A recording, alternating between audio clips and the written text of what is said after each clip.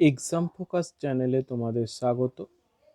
আজ আমি আলোচনা করব ইউনিয়ন স্টেট রিলেশনসের লাস্ট পার্টের প্রশ্নগুলো নিয়ে।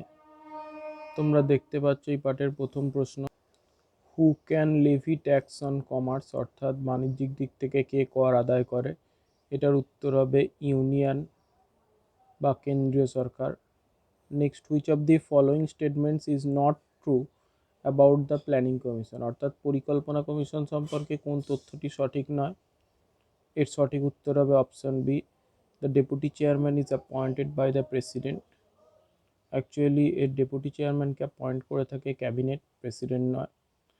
আর বাদবাকি তথ্যগুলো সঠিক তো বটেই, গুরুত্বপূর্ণ আছে তাই দেখে নাও।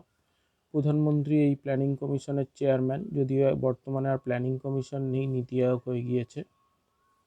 এছাড়াও সিটাও সঠিক, some central ministers are appointed as part time members, the commission has 3 organs. এরপর দেখো, কোয়েশ্চেন থেকে 116 থেকে 118 পর্যন্ত বলা হয়েছে যে অ্যাসারশন রিজন আছে, কোনটি ঠিক কোনটি ভুল সেটার জন্য জানানোর জন্য। দেখো এখানে 116, 17, 18 তিনটি প্রশ্ন একই সাথে আছে। দেখো 116 নম্বর অ্যাসারশন বলা হয়েছে, parliament or state legislature should keep within the domain assigned to it and one should not trespass into the domain served for the other. অর্থাৎ কেন্দ্রীয় আইনসভা, পার্লামেন্ট বা রাজ্য আইনসভাগুলিকে নিজেদের অধিক্ষেত্রের মধ্যে থাকতে হবে এবং একে অপরের অধিক্ষেত্র কখনোই লঙ্ঘন করবে না। এটা দিয়েছে অ্যাসারশন রিজন। বলা হয়েছে, legislation will be invalid if it incidentally encroaches on matters which have been assigned to another legislature।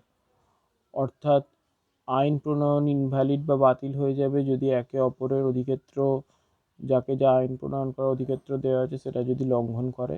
এর উত্তর দেখতে পাচ্ছ বি হবে, অর্থাৎ বিতে কি বলা হয়েছিল দেখো, both A and R are true but R is not a correct explanation of A. এখানে অ্যাসারশন রিজন দুটোই সঠিক, কিন্তু রিজনটা সঠিকভাবে ব্যাখ্যা করছে না একে বা অ্যাসারশনকে। Next question 117, assertion, the entries in the 3 legislative list are not always set out with scientific precision and definition। অর্থাৎ আইন প্রণয়নের 3টি তালিকা সবসময় বৈজ্ঞানিকভাবে বা বৈজ্ঞানিক সংজ্ঞার অনুসারে সেট করা হয় না। এবং রিজন বলা হয়েছে, the entries are not powers but are only fields of legislation. এই এন্ট্রিগুলি ক্ষমতার দিক থেকে নয়, এটি আইন প্রণয়নের একটি ক্ষেত্র। এখানেও তাই অপশান বি হবে বা কোড বি, যেটার মানে হচ্ছে এ এবং আর দুটোই সঠিক, কিন্তু আর সঠিকভাবে একে ব্যাখ্যা করছে না। Next question number 118, in a federation there is division of powers between the centre and the states. অর্থাৎ একটি যুক্তরাষ্ট্রীয় ব্যবস্থায় ক্ষমতার বন্টন হয় কেন্দ্র এবং রাজ্য সরকারগুলির মধ্যে। এবং reason, the legislation is not invalid merely because it incidentally encroaches on matters which have been assigned to other legislature. অর্থাৎ আইন প্রণয়ন অবৈধ হয় না কেননা এটা ইনসিডেন্টালি বা কোনো একটা নির্দিষ্ট ঘটনার পরিপ্রেক্ষিতেই ঘটে থাকে, যে একজন অপরের আইন প্রণয়নের ক্ষেত্রে হস্তক্ষেপ করে। এটার উত্তর দেখতে পাচ্ছ, এটা সি হবে, কারণ এর প্রথমটাই শুধুমাত্র ঠিক, দ্বিতীয়টি ঠিক নয়। Next question number 119, a law made by the state legislature having extraterritorial operation shall be deemed ultra vires। অর্থাৎ রাজ্য আইনসভা যদি তার অতিরিক্ত ক্ষেত্র অনুযায়ী কেন্দ্রীয় সরকারের ক্ষেত্রে হস্তক্ষেপ করে তাহলে সেটা আল্ট্রা ভায়ার্স হিসেবে মনে করা হবে। Question number 120, which one of the following statements is not correct. নিম্নলিখিত কোন তথ্যটি সঠিক নয়। C, in certain exceptional circumstances state legislature can make law on a subject given in the union list. এটি কেন ভুল বলা হয়েছে, কিছু নির্দিষ্ট পরিস্থিতিতে রাজ্য আইনসভা কেন্দ্রীয় তালিকাভুক্ত বিষয়ে আইন প্রণয়ন করতে পারে, এটি ভুল। এর অপোজিটটা হয়, অর্থাৎ কোনো বিশেষ পরিস্থিতিতে কেন্দ্রীয় আইনসভা রাজ্য তালিকাভুক্ত বিষয়ে আইন প্রণয়ন করতে পারে, কিন্তু রাজ্য সব রাজ্য কেন্দ্রীয় তালিকাভুক্ত বিষয়ে আইন প্রণয়ন করতে পারে না। Next question, what can not be done directly can not be done indirectly. This statement epitomises the doctrine of. অর্থাৎ যা সব প্রত্যক্ষভাবে করা যায় না সেটি পরোক্ষভাবেও করা যায় না। এটি কোন ডক্ট্রিনে পড়ছে? Colourable legislation. এটা অনেক হাই ডক্ট্রিন, এটা শুধু জেনে রেখো উত্তরটা, কারণ এটা ডাব্লিউবিসিএস পরীক্ষায় 2 বছর পর পর এসেছে, ডাব্লিউবিসিএস মেন 18 এবং 19-এ। Next question number 122, which of the following are correctly match? নিম্নলিখিত কোনটি সঠিকভাবে ম্যাচ করা হয়েছে? এটার উত্তর হবে 1, 2 এবং 4। Territorial Nexus, object should have territorial connection with the state.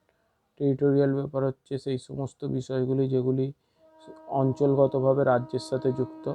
B, pith and substance, the validity of legislation is determined by the degree of invasion into the field. অর্থাৎ লেজিসলেশনের ভ্যালিডিটি নির্দিষ্ট হয় কোনো নির্দিষ্ট ক্ষেত্রে কতটা হস্তক্ষেপ করা হয়েছে সেটির উপর। এবং 4 নম্বর রিপাগনেন্সি হচ্ছে সেটাই conflicting result are not produced when both the laws are applied in to same facts। অর্থাৎ কনফ্লিক্ট রেজাল্ট তখনই তৈরি হয় বা তৈরি করার চেষ্টা করা হয় যখন একাধিক আইন বা দুটি আইন একই বিষয়ের ওপর প্রণীত হচ্ছে। এটা নিয়ে আর্টিকেল 254-এ আলোচনা করা হয়েছে। এরপর question 123, which of the following is are examples of ancillary legislation? Ancillary বা আনুষঙ্গিক আইন প্রণয়ন কোনটি উদাহরণ? এটা হবে B, power to tax agriculture activity includes competence to enact a law relating to tax on agricultural income। অর্থাৎ এগ্রিকালচার অ্যাক্টিভিটি বা কৃষিকার্য সম্পর্কিত কোনো আইন প্রণয়নের সাথে যুক্ত এগ্রিকালচারাল ইনকাম বা কৃষি আয়ের উপর আইন প্রণয়ন এইটি। এরপর question number 124, rule of pith and substance. Pith and substance কি? Justify strict verbal interpretation of the statute. অর্থাৎ কোনো স্ট্যাচুইটের একটি কঠোরভাবে মৌখিক অনুবাদ। Next question, to satisfy article 254 the existing law must be with respect to one of the matters enumerated in. অর্থাৎ article 254 অনুযায়ী এক্সিস্টিং লকে কিসের সাথে, কোন তালিকার সাথে আইন প্রণয়নের অন্তর্ভুক্ত হতে হয়? এটা হবে লিস্ট 2 বা state list. Next, which of the following statements is not true? 4টি স্টেটমেন্টের মধ্যে কোনটি সঠিক নয়? এটা হবে সি, দেখতে পাচ্ছ, the law made by parliament under article 357 for a state continues its application after the expiry of president's rule. এটি ভুল। 57 নম্বর ধারায় বলা হয়েছে যে পার্লামেন্ট প্রণীত আইন যেটা একটা রাজ্যের জন্য, সেটা প্রেসিডেন্টের রুল জারি শেষ হয়ে যাবার পরেও সেই ল চলতে থাকবে, এটি ভুল। নেক্সট কোয়েশ্চেন নাম্বার 1 to 7, দুটি স্টেটমেন্টের মাঝে কোনটি ঠিক? প্রথমটি ঠিক, চাই সেটাই বলছি। Parliament may with the consent of the governor of a state entrust to the state government some of the functions of the union। অর্থাৎ পার্লামেন্ট কোনো রাজ্যের রাজ্যপালের সাথে পরামর্শ করে কেন্দ্রীয় তালিকাভুক্ত কোনো বিষয়ে রাজ্যকে আইন প্রণয়ন করতে দিতে পারে। Next question, parliament has made a law that supreme court shall not have jurisdiction over the Kaveri river dispute, the law is. অর্থাৎ পার্লামেন্ট কোনো আইন প্রণয়ন করতে পারে যেখানে সুপ্রিম কোর্টের কাবেরী রিভার ডিসপিউট নিয়ে কোনো রকম জুরিসডিকশন থাকবে না। দ্য ল ইজ, সেক্ষেত্রে কী হবে? লটি ইনভ্যালিড বা বাতিল হয়ে যাবে। এক্ষেত্রে তোমাদের বলে রাখি, একটা এখান থেকে প্রশ্ন আসে কম্পিটিটিভ এক্সামে, কাবেরী রিভার ডিসপিউট কোন কোন স্টেটের মধ্যে রয়েছে? এটা মূলত তামিলনাড়ু আর কর্ণাটকের মধ্যে রয়েছে। Next question number 1 to 9, which of the following is not a function of the interstate council? আন্তঃরাজ্য পরিষদের কোনটি কাজ নয়? এটা হবে D, investigating matters in which union has an interest. অর্থাৎ কেন্দ্র সরকারের কোনো স্বার্থ আছে সেই সমস্ত বিষয় তদন্ত করা। কারণ তোমরা জানো ইন্টারস্টেট কাউন্সিল বা আন্তঃরাজ্য পরিষদ 263 নম্বর ধারা অনুযায়ী 1990 সালে গড়ে ওঠে। এটা কি করে? কোনো রাজ্যের মধ্যে কোনো বিবাদ বিসংবাদ হলে সেটির তদারকি করে এবং কোনো রাজ্যের যাতে যেখানে যৌথ স্বার্থ আছে সেই বিষয়টি তদন্ত করে এবং রাজ্যগুলির মধ্যে সংহতির জন্য সুপারিশ করে থাকে। এই অধ্যায়টির ভিডিও শেষ হলো। ভিডিও কেমন লাগলো সেটা মন্তব্যের বাক্সে জানাবে।